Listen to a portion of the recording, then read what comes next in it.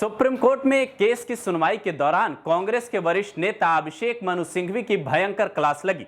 यहां तक कि जज साहब ने राहुल गांधी को भी फटकार लगाई। राहुल वहां मौजूद थे या नहीं ये जानकारी नहीं आई, पर इतना पता चला कि राहुल की ओर से दलील पेश कर रहे अभिषेक मनु सिंघवी से जज साहब ने कई तीखे सवाल पूछे।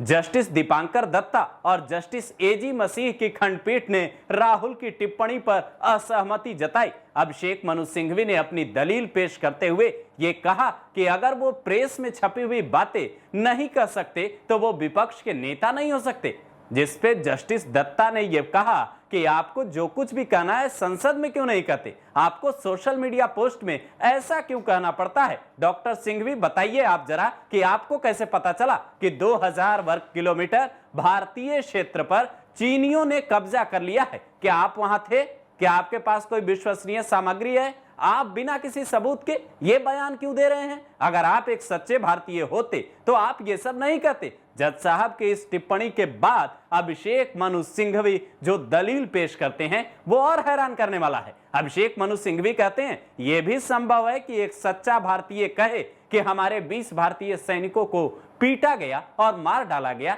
यह चिंता का विषय है, जिस पर जस्टिस दत्ता भड़क उठते हैं और कहते हैं जब सीमा पार संघर्ष हो तो क्या दोनों पक्षों में हताहत होना असामान्य बात है?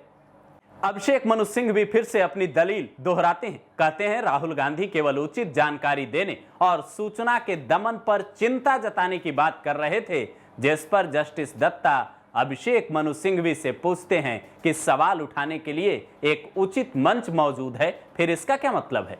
तो सिंघवी कहते हैं यह शिकायत केवल सवाल उठाने के लिए उन्हें परेशान करने का एकमात्र प्रयास है, जो एक विपक्षी नेता का कर्तव्य है। वो बीएनएस की धारा 223 का भी हवाला देते हैं और कहते हैं किसी आपराधिक शिकायत का संज्ञान लेने से पहले अभियुक्त की पूर्व सुनवाई जरूरी है, जिसका इस मामले में पालन नहीं हुआ। जस्टिस दत्ता इस बात पे कहते हैं बीएनएस की धारा 223 का ये पॉइंट हाईकोर्ट के समक्ष नहीं उठाया गया था। हालांकि सख्त मौखिक टिप्पणियों के बाद सुप्रीम कोर्ट ने राहुल को 3 हफ्ते की राहत दे दी। दरअसल 29 मई को इलाहाबाद हाईकोर्ट ने राहुल गांधी की याचिका खारिज कर दी थी। हाईकोर्ट के जस्टिस सुभाष विद्यार्थी ने कहा था अभिव्यक्ति की स्वतंत्रता में भारतीय सेना के प्रति अपमानजनक बयान देने की स्वतंत्रता शामिल नहीं है। राहुल पर आरोप है कि दिसंबर 2022 में भारतीय और चीनी सेनाओं के बीच हुई झड़प से संबंधित आपत्तिजनक टिप्पणियों को लेकर उन्होंने भारतीय सेना की मानहानि की।